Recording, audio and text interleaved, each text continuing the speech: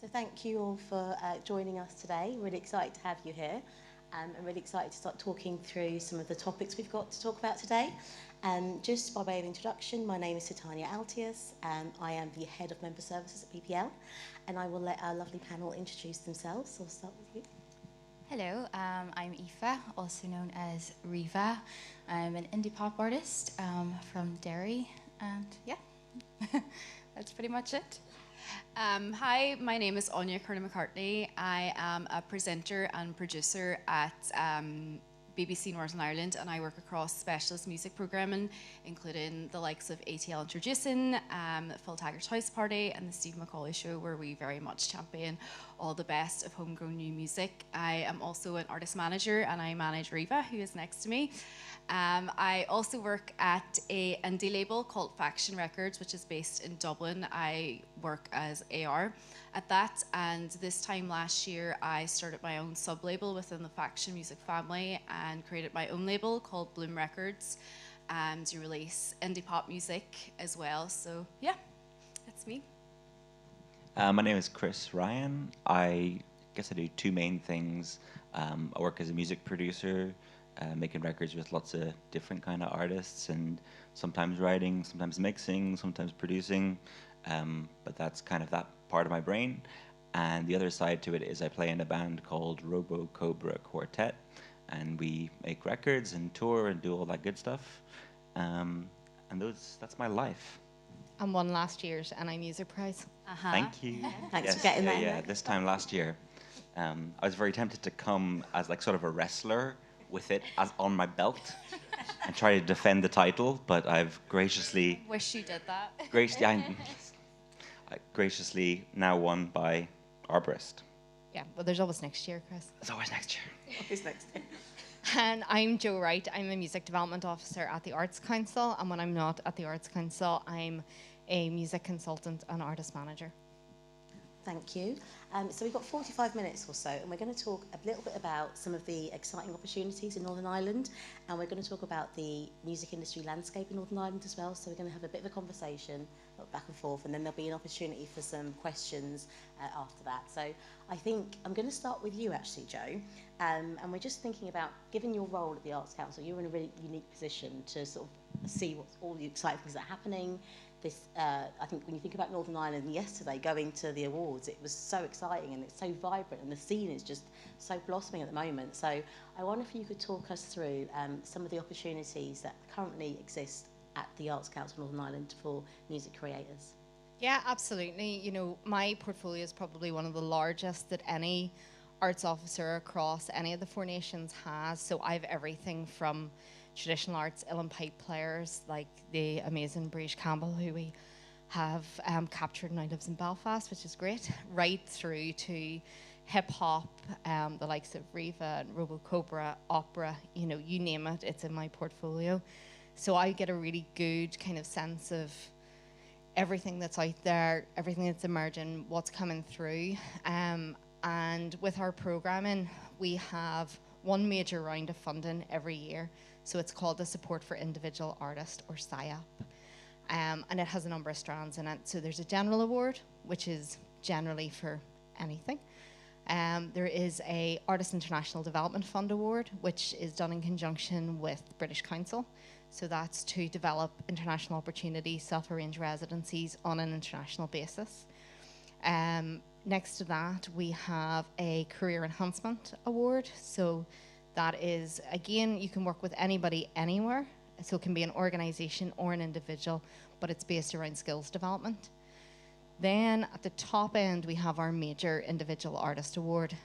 We normally have 4 of those a year. Disappointingly, there was no major music award this year, but we've been very lucky in the past where we have scooped all 4 awards and things like that. So there has to be a bit of fairness going on. But when we looked at the major awards over the last few years, we thought, you know, for artists that are coming through like Reevah and Chris here with Robocobra, that our major award tends to go to the composers, you know, those who have had a long, long career.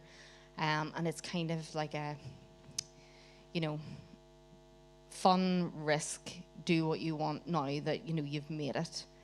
And we thought our funding level isn't supporting what the need is. So after conversations with Joe Franklin at PRS Foundation, we worked with Invest NI here in Northern Ireland, which supports business and export and all of that, convinced them to give us some match funding, and we are now part of the PPL Momentum program. Whoop. Whoop, whoop. International Showcase Fund and Beyond Borders, and each of those schemes opens up access across the rest of the UK for our artists. So that's been really vital and really important. Other support that Arts Council offer is a rolling programme for travel awards. So it's small, tiny amounts of money that will just maybe help aid a tour, help go to a conference. You know, if you're recording in LA, we can help cover your flights, that sort of thing. If you're showcasing at the likes of South by Southwest or Reeperbahn or even the Great Escape, then it's ISF instead. In addition to that, we offer bursaries. So if anybody's hoping to travel to Womex next year, which is going to be in Manchester, which is, you know, a lot handier than 4 flights, I think it was this year, to get out to Spain. So we do provide some bursaries that help get the delegate pass and things like that. And then the rest of our support really is through our annual funding program. So that would be like our MPO equivalent. So our national portfolio, lottery project funded, small grants, and they're aimed at community of interest companies, not-for-profits, charities. So the OES Centre is one of our national portfolio AFP clients, and we help support overhead, staff and costs, and the NI Music Prize through that.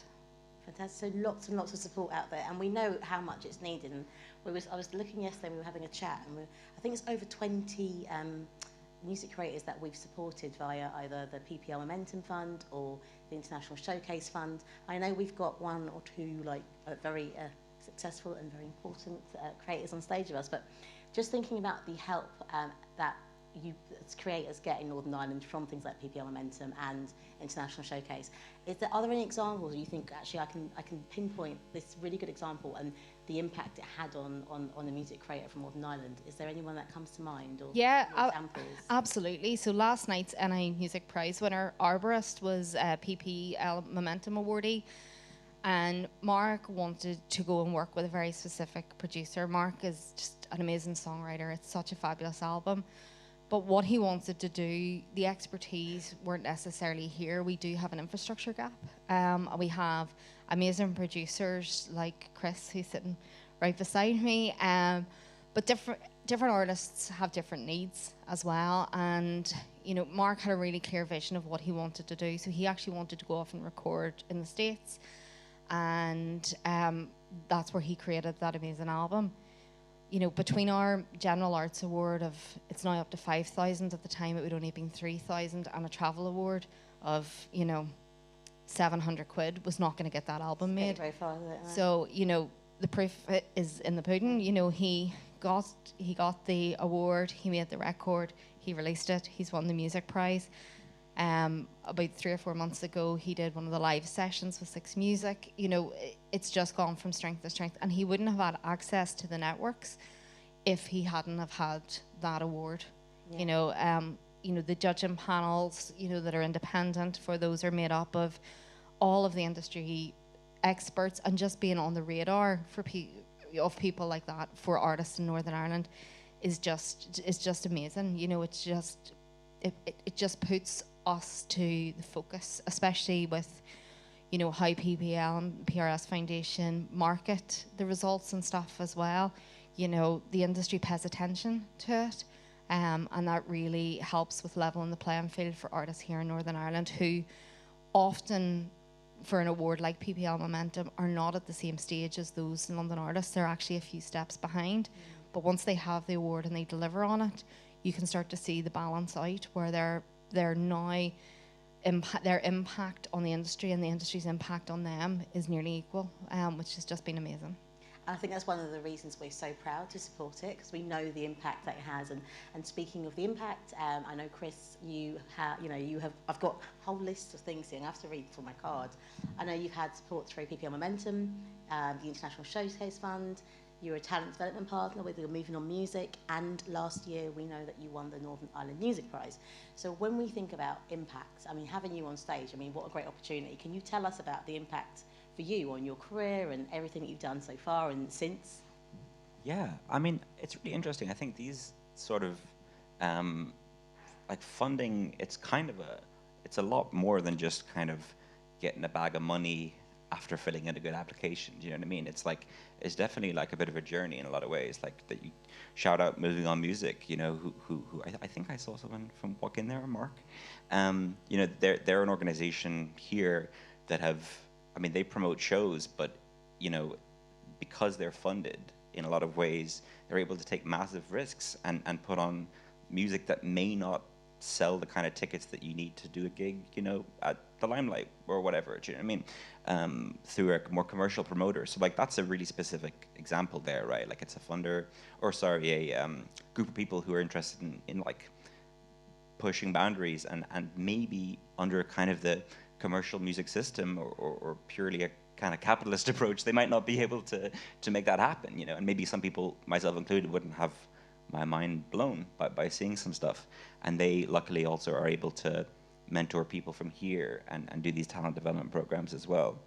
And it just kind of, I think what's really great is when like everyone works together, you know, like between your kind of PPLs and your arts councils and your, you know, PRS Foundation and Help Musicians, and everyone kind of, if you're able to kind of tap into a lot of these different tailored funding, you're able to make records kind of where it suits you, right? Because it's like some of those, for example, Arts Council, I guess the remit is like you need to make something that maybe might not exist if you needed to be signed by a major or something, right? And then there's stuff like Invest NI, who kind of come on board for things that actually there's a little bit of both, right? Like they fund the PPL Momentum Fund, which is like, we would like you to make art, but wouldn't it be great if you also got a leg up in your career on this one, you know? And it's like, for me, I always think about this stuff as like a left brain, right brain kind of thing, you know? And it's like, entertain the kind of art making music thing without thinking too much about the commercial aspects. But then at some point, it like behooves you to like turn that other side of your brain on, right? And be like, I want to reach audiences. I want to tour all over the place. I want to play in America. I want, you know, these types of things. And yeah, I think definitely I've seen in the last few years a really nice like framework for that to happen to new artists. You know, like if you would go back to maybe the first few things we got funded by, like 2015 or so, it was kind of the only way we could get in. Like the music we make is kind of improvised and has kind of maybe quote unquote like jazz kind of elements. And it used to be that you kind of had to, that was your approach. It was kind of funding a lot of classical jazz and that kind of stuff. Whereas now I think the playing field is open and it's like, you know, which is really cool. Well, yeah, that happened in 2018 when I was appointed. But I would always caveat any funding panel with funding is the enemy of creativity to artists, and I think it's being clever, like Chris has been, to look at where am I, where do I want to go, you know, rather than getting into this cycle of, oh, there's funding open, I need money, and I'm gonna, you know, create a project, and then that's gonna, you know, help keep, you know, the roof over my head. Yes, that happens, and sometimes for people it needs to happen, but innovation gets lost. The challenge, the opportunity to develop starts to get lost. So when you kind of think of the plan of where you want to go, and you turn the head to look at, you know, do I want to tour the world? Do I want to internationally showcase? Then that's where the funding becomes really useful, because you become more targeted.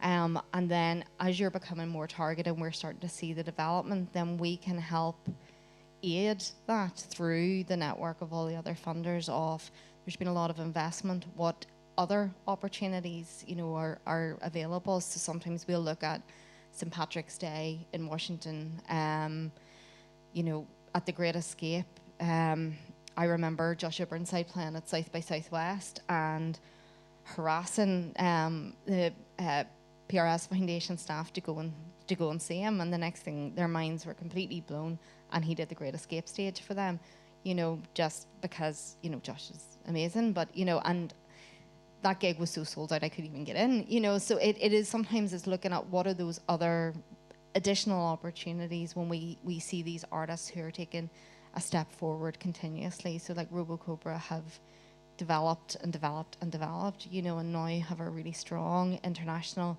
profile, reputation, and are in high demand, and are probably going to win another NI Music Prize. Oh, that's out there. And you think about funding, and you think about artists, and for any artists in the audience, it can be quite complex and quite difficult to think about what to go for and when to go for it. So I'm just interested in Aoife or Chris, thinking about when you first applied for funding, or were you always successful? Is there a right or a wrong time? I know you can see help musicians in the audience, and I know certainly for PPL it's important to us to support artists. So just thinking about when and maybe what to apply for. So question, maybe I'll start with you, Chris. Were you successful in your first attempt? Any advice you'd give around that? I don't think I was, no. And I mean, I think it's a muscle you build up, I think, you know, like being able to understand how to, the framework of these things, you know. I mean, even all the different funders have different kind of things they expect from you, you know. And just like anything, just like writing songs as well, it's the same. Like your first few aren't great, you know. Mine definitely weren't, you know. I'm still trying to get good, you know. And I think it's like... too badly. Yeah, but it's like, you know, I think it's one of those things where it can be really discouraging not to be accepted on things. But like, I've always been tempted, you know, to start an Instagram page with all my failures. Just like, you know, didn't get this funding, didn't get this. Because I think often, I mean, it's such a symptom of social media. It's like we see other people achieving a lot of success and think that kind of comes from thin air, you know. It's such a common thing in music. People say like, yeah, that artist, they're doing so well. They're so young, they came out of nowhere. It's like, no, they were working for like 10 years by themselves trying to get good. You only know about them now, you know? And it's the same thing with funding. It's like this kind of application process, it can be daunting. And I was awful at it in the beginning, and now I'm a pro. But no, like, honestly, I a lot of times every year, maybe I shouldn't say this, but every year, like, a bunch of people get in touch with me and be like, I'm applying for this or that. What do you think? And I'm like, send me your application. Like, I'll give you a hand because I know the cheat codes. No, it's like, I know... You know, I've had a little bit of experience, and life is about experience, isn't it? Oh, absolutely. So the same, if anyone, I mean, just message me or whatever if you want a hand, you know. I think it's about spreading the wealth, basically. Chris does do very good applications, so seriously, take him up on that offer. But I mean, like on a serious point, it's like maybe I'm a little bit better than some people at like written word, you know. And quite often applications require that of you, you know. And I think that sometimes stops people because it can be difficult to concisely put your words out in a form. Yeah. But there's been a lot of, you know, I know, for example, Help Musicians and PRSF allow you to send video answers, which is amazing. Like if you're a dyslexic or you have some, you're conscientious about your written prose, it's like, wow, that's another way that you're able to kind of express your application. Yeah, so yeah. Different, yeah. I suppose you're responding to the need, aren't you? So it's good. Yeah. Actually, I might come to you now, Aoife, because do you have anything to add on there? Because I know that you have very recently been successful. Yes, so I just want to say thank you very much to PPL and the Arts Council for awarding me the PPL Momentum Fund. That was a very mini applause I heard. That big woo-woo. Yes, it really is career altering for me, so it's brilliant. But I suppose touching on what Chris was saying there, it is difficult, I suppose, to be both business-minded and a creative. It is very, very tough being an artist. And I haven't always been successful with funding applications in the past, but it definitely is like a process. I'm very fortunate in that me and Anya work quite closely together, and she's definitely the business and I'm the creative, so we have a good balance in place. But with Momentum, we were successful first time, and that was absolutely amazing for us. But what I would say is we waited and we applied at the right time in my career, and yeah, we definitely planned out the process, and it took weeks of writing the application and assessing it. So yeah, what I would say in terms of advice is there's so many provisions out there, and there's so much funding available from the Arts Council and Help Musicians and PRS. Avail of it. But yes, it definitely is a process and a muscle in which you will build upon. And yeah, we waited until the right time with PPL. So. And actually, your PPL Momentum funding was for your sophomore album, and so like, I'm just wondering what are the plans? What I'm quite excited about it. What are the plans? So it came at a really, really nice time because I'm just off the back of releasing my debut album, Daylight Savings, which came out in October. So we had just released that, and we were playing gigs and kind of trying to plan out the next couple of months. And me and Aine were actually in London for some writing sessions and meetings, and we found out about PPL, which was absolutely incredible. Aine rang me, being like, "We got it!" So I was like, "What?" But yeah, it's come at an amazing time, and it really solidifies the next steps and carves a really clear pathway for Reevah, which is exciting. Again, touching upon what Joe and Chris said, it gives an opportunity to kind of think slightly more outside of the box. I think with this, yes, it'll go towards my second album, but it'll give me an opportunity to kind of branch out and work with, you know, various producers and writers, and you know, I'll be able to travel a little more and kind of experience that. So it, you know, it enables a lot of possibility.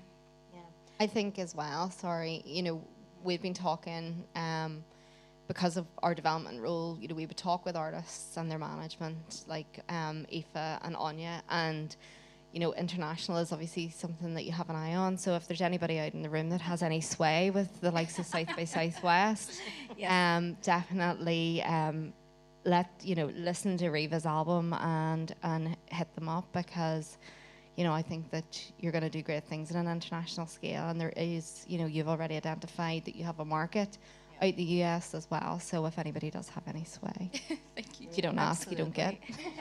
We'll be at the back after for conversations. Actually, Eva, you were talking about timing and being successful with your application to PPL Momentum the first time. And Aine, just thinking about your experience and everything that you do, I mean, I was saying earlier, you do so much, and it's like you just have this real good vantage point from the work that you do, BBC Introducing, being a producer.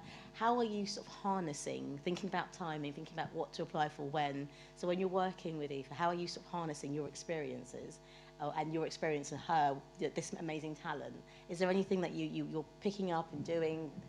Well, one of the amazing things about getting to work across a show like ATL Introducing, which is obviously the regional branch of BBC Introducing here, is getting the absolute pleasure and privilege of getting to hear tracks from brand new artists for the first time, and often giving them their first important radio spin. And it's really incredible for us, like behind the scenes, to kind of like hear that initial, like, you know, voice or star factor or like songwriting, and really watch an artist develop and like go on that journey from their first track. And even over the last few years, when we go to the NI Music Prize, it's so amazing to see some of the artists that are like picking up awards that we were like so excited about when we first heard them come through, some of them only a year or 2 years ago, and really see that progress. And I think that's kind of what happened with myself and Aoife. I remember going to her first gig, with her very first gig, and it was just her, and she was playing with a ukulele, and I have never heard a more silent room.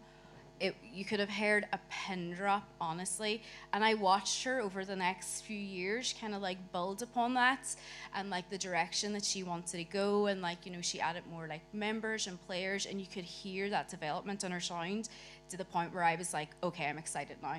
Like, let's us work together. And I think like I put that into kind of all my different roles and all the different, suppose, hats that I wear, because sometimes it is about timing. Like, it wouldn't have been right when I first seen her, because I think she was still discovering who she was and where she wanted to go. So allowing artists to have that time to really work out who they are, I think, is so, so important. I often feel like I see like teams jump on acts like when they're like just fresh out the door, and like they don't give them enough time to breathe. Yeah. So I think, timing Timing literally is everything. Let them figure out who they are, who they want to be, and then like you come along to support that, not to change their direction. Yeah.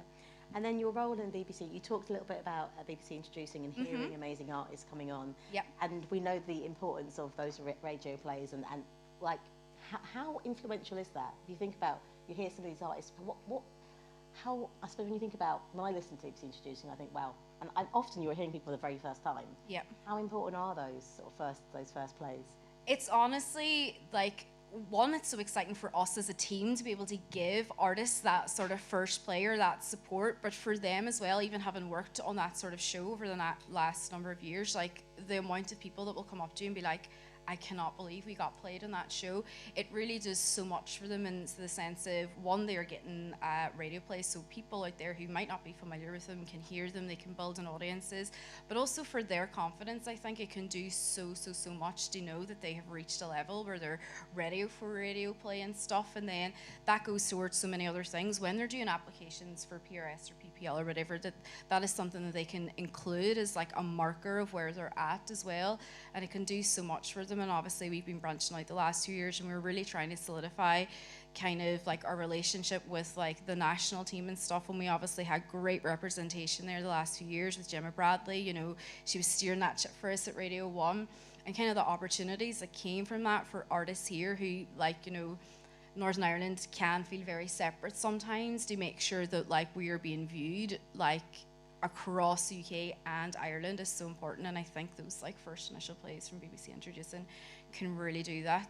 Yeah, perfect. And as a producer, Chris, I'm just going to come to you, because we're thinking about career opportunities and making the most of your career working in this sort of area of the UK. So you're also a producer. How did you get your break? First break, for anyone who's thinking about branching out. Yeah, it's really an interesting thing that I think about a lot. It's like making records with people as like a producer, a lot of it's to do with kind of trust. And interestingly, I think people quite often trust you if you're also a musician. Like if you're kind of trying to make kind of do studio work, and you kind of are trying to, I guess, connect with people and sell yourself, and you're like, here, I'm an engineer, I know Pro Tools. It's kind of hard to communicate. Whereas if you're like, hey, I'm at this festival that you're also playing, let's chat, you know? So I kind of find one hand washes another in that way. And I mean, I don't know about breaks, but it's like, definitely there was a record well, a good example is like this kind of, I guess, the story of stuff. It's like, our second record, I think it was after the first or second, there was a new band coming up called Just Mustard, who are now doing, well, they're actually about to play, they're in South America with The Cure at the moment, actually. They're doing like a whole South America tour with them, playing stadiums. It's insane. But the guitarist of that band sent me a message being like, here, I love the sound of the drums on the Robocobra record. Like, what did you do? And I'm a nerd, so I was like, well, I used a Coles 4038 as a mono overhead with an expander on it, and like I just kind of like gave him all the information, you know. And then I was like, good luck with your record, you know. And then a few months later, he messaged me, like, I tried to do the drums, these sound bad. Can you record the drums? And I was like, yeah, sure. So I ended up, that was the start of a long relationship with them, working on their first record, and their second record, they got signed to Partisan, and then we did a record, an album in Donegal, and David Wrench mixed it, and that was a really cool experience. And it went from strength to strength, but it's like, you know, that started from a very innocent kind of French, or kind of the beginning of a relationship was just getting excited about music, you know. And in my experience, I have a manager, right, who like a producer manager, and you know, it's great. They're really good at sorting out fees and making sure I have enough money to pay my mortgage and stuff. But also, it's like a lot of stuff that comes in through that is actually very uninspired, because it's two managers talking to each other saying like, you should work with them, you should work with them, and then you get together and the sparks don't fly. But the records that really do well and I get excited by are because someone's looked at the back of a sleeve and being like, Chris Ryan, who's this guy? Look it up, you know, because that's how I've got excited about albums. So I think a huge part of it is the organic nature of it. Yeah. And it's really hard to game that, right? It's hard to like, okay, today I'm going to start a relationship with someone that's going to go on for 10 years. It's hard to do that.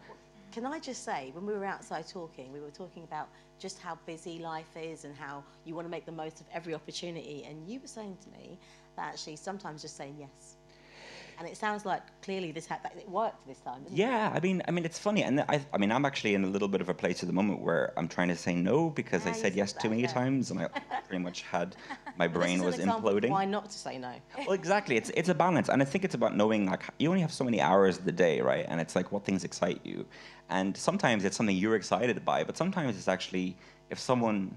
Like a good example, there's a band called New Dad that I work with who they signed to Atlantic and their record's coming out in January and they're an amazing band. They just did a tour with Paolo Nutini and they're just really interesting and unique. And that story came about from they like the Just Mustard record that I did and they were like, well, we want to work with you. And I'll be completely honest with you, they were like, 18 or so at the time. They were just figuring out what they are. I was like, I'm not sure if this, maybe this is my thing. I don't know. But they were really motivated. And then for us to work together.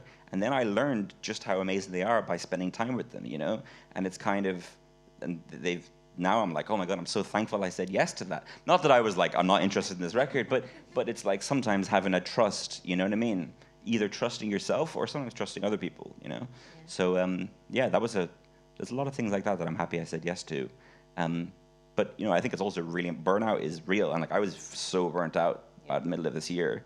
It was just going from like, we did like a tour in Europe and then I went straight into pre-production for a record in London and I flew to South by and then I flew straight from South by to Rockfield Studios in Wales and was there for 3 weeks making an album. And I literally was just like a shell of a person. And like, if you do that too much, you will burn out and probably leave music.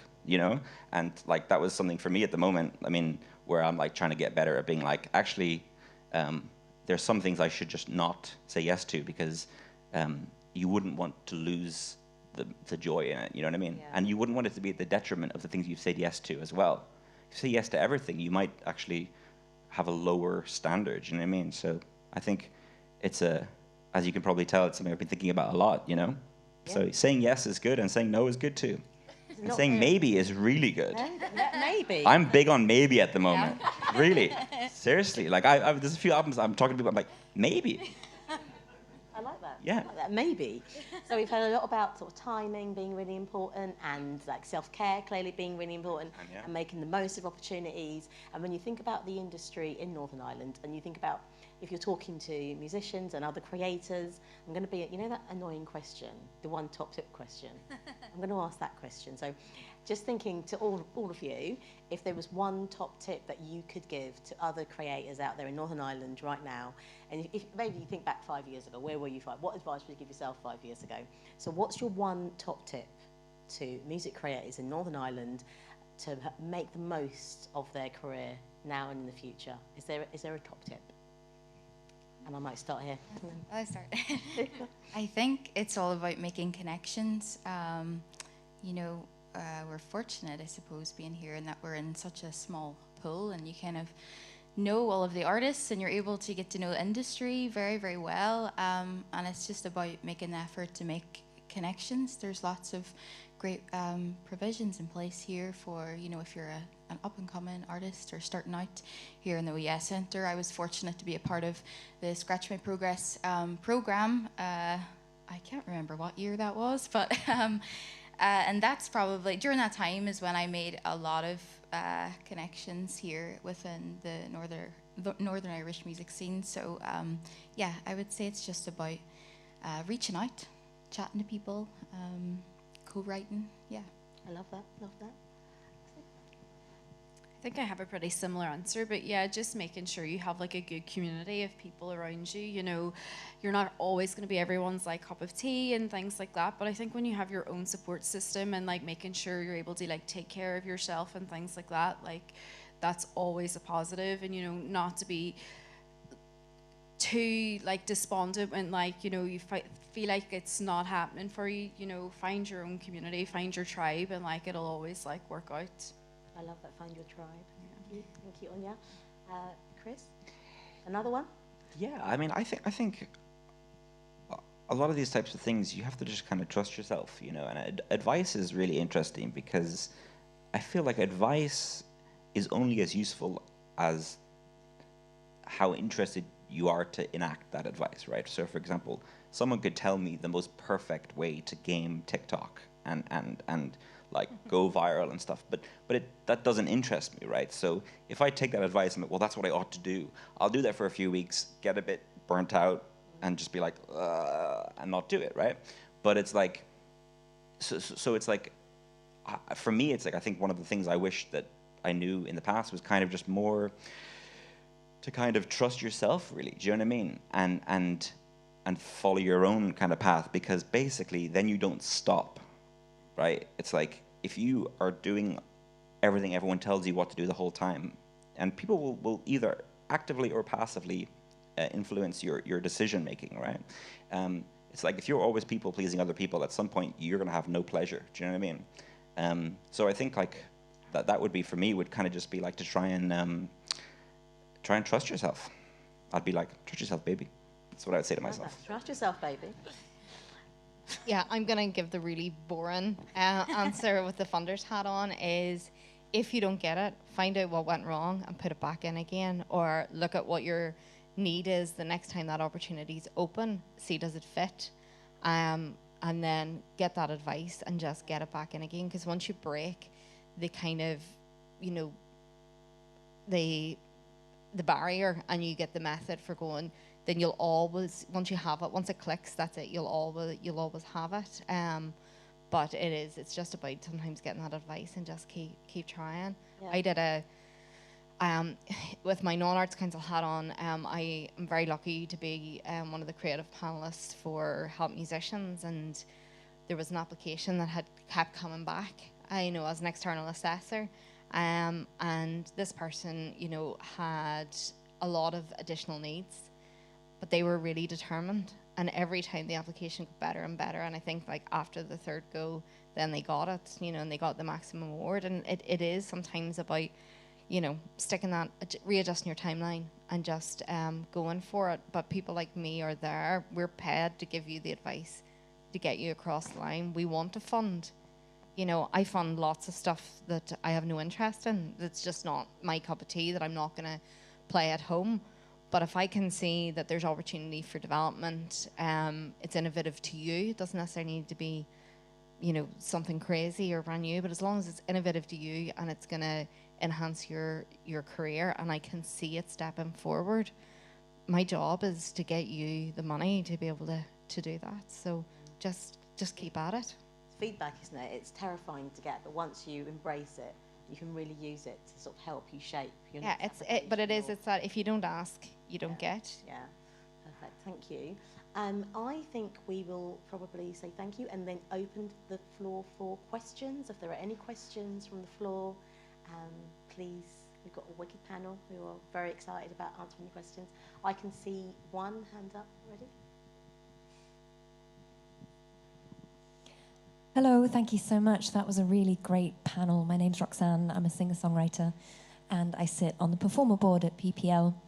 It's my very first time in Belfast, and what's really, really apparent is not only that there's so much creativity and talent here, but that there's a real sense of community. So my question to the panel is, are there any grassroots networks, events, or specific spaces that are specifically from and for artists? And if yes, what are they? And if no, would that be a cool thing? Well, we're definitely one right now. One of the best ones in Belfast, for sure, for building a community. And like, you know, you've had the incredible Sound of Belfast running through here over the past 10 days, and it's such a wonderful opportunity to meet like people, not just from here, but from all over the UK. I suppose Aoife and I are both Derry-based, and we've come up through the likes of the Nerve Centre as well, which I suppose is perhaps like the Derry version of in here, and it's been a great place for grassroots music and support and things like that. So yeah, there's a few. Yeah, Anya and I are actually both founding members of an organisation called Safe and Sound. Yeah. So it's about the promotion of underrepresented voices, tackling some of the issues like the nighttime economy, the abuse that's been happening within the sector, looking at how we raise the profile and connect underrepresented genres with the rest of the sector here. So we've had a whole host of events, from immersive walking tours and being supported by the likes of the OES Centre and the Nerve Centre, and then worked with other really important charities like Women's Aid, homeless charities, and a few others.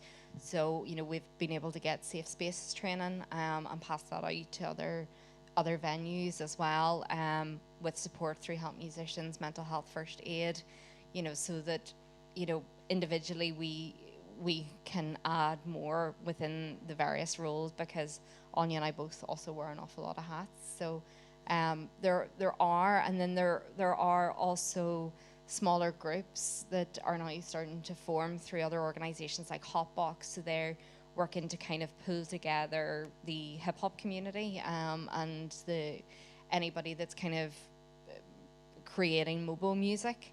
And they've had their first ever hip hop conference that happened linked with Sound of Belfast. So that happened last weekend at a venue just on the edge of the city centre, as well, in a very neutral space, that meant that access for people from all sides of the community felt safe and welcome, and it was absolutely phenomenal. And BBC supported that with a documentary. So there's lots happening. AVA support our electronica sector along with Caltronic up in Derry. So there's definitely kind of little splinter groups, you know, as well as organisations that are working to support the full ecosystem as well. Fantastic, thank you. That's good. Chris, anything to add? I think you've mentioned it all. I think there's maybe aside from that, there's Moving On Music as well, who do kind of stuff really from very early on. I think every year they have an open call for artists in maybe the more experimental or trad kind of fields to support and mentor them. So that's also a really powerful thing. And I think there's also the NI Electronic Workshop, who it's more kind of studio involved stuff that I think Hannah Peel was part of last year. So yeah, there's lots of stuff that's all Googleable. Googleable, I love that. Thank you so much. I know we've got a full room and we've got lots of people online who are watching, and I'm sure that will be really useful information for them. Do we have time for any more questions? Do we have any more questions in the room? No, it doesn't look like there are. Can I just say though, thank you. This is definitely a week of firsts for us. So this is our first panel as part of the APM, and I just think it's been brilliant actually, and it's been wonderful to be here in Belfast. Wonderful to have you all on the panel. And I think if there are no more questions, I think we'll close the panel and say thank you very much. Can we have a round of applause? Thank you very much. For our panelists, please? Thank you so much.